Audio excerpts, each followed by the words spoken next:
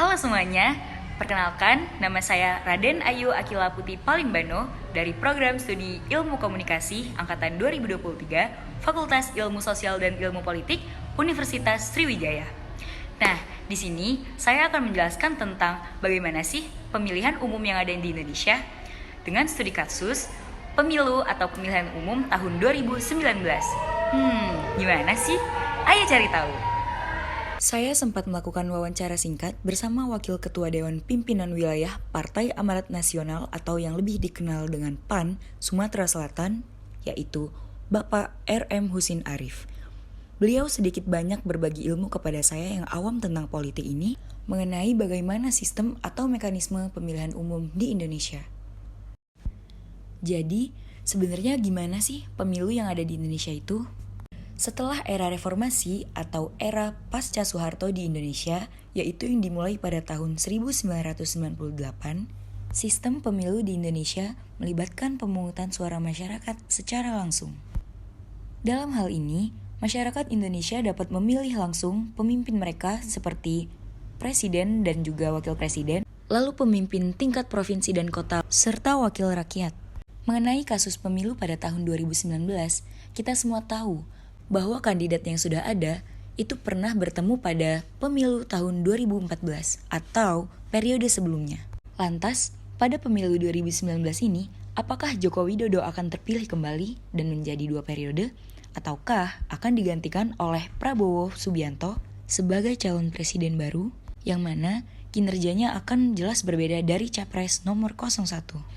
Masyarakat yang memilih tentunya akan memperhatikan tujuan dari para calon presiden ini dari banyak aspek seperti dalam pembangunan ekonomi, infrastruktur, hukum, dan hak asasi manusia. Yang mana itu semua dilakukan karena suara rakyat sangat penting bagi para calon presiden ini. Untuk kampanye sendiri, kedua capres ini menggunakan caranya masing-masing. Misalnya, nomor urut 01 atau Pak Jokowi yang sering kita lihat belusukan kemana-mana. Hal tersebut akan sangat menarik hati para masyarakat. Dengan mengucapkan janji-janji untuk mensejahterakan masyarakat, itu juga menjadi poin plus bagi Pak Jokowi. Kita dan akan terus turunkan angka kemiskinan ini melalui penciptaan lapangan kerja, pertumbuhan ekonomi yang berkualitas, harga-harga yang stabil dan terjangkau, daya beli yang menguat, serta jaminan sosial yang menyeluruh. Program PKH, program Keluarga Harapan, dan Beras Sejahtera Rastra akan saya perkuat dengan program kartu sembako murah seperti ini. Nanti akan ada kartu sembako murah seperti ini. Kartu Indonesia Pintar, KIP, yang sekarang ini hanya sampai di SMA atau SMK. Juga akan kita jadikan KIP kuliah. Seperti ini. Begitupun dengan calon presiden nomor urut 02. Beliau mengucapkan janji-janji kepada masyarakat. Saya berdiri di sini karena saya berpandangan bahwa negara kita sedang sakit, saudara-saudara. Ibu Pertiwi sedang diperkosa, saudara sekalian. Kekayaan kita diambil terus. Hak-hak rakyat diinjek-injek. Kira-kira itulah yang diucapkan para calon presiden, yaitu janji-janji manis mengenai infrastruktur, ekonomi, serta keamanan negara. Kembali lagi, itu semua dilakukan untuk memikat hati para pemilih calon presiden. Dalam pemilu juga diadakan debat. Dalam rangkaian pemilu juga diadakan debat antar calon presiden.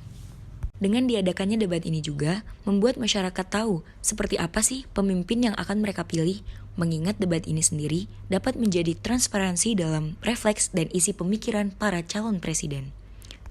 Lalu mengenai opini publik, banyak sekali media massa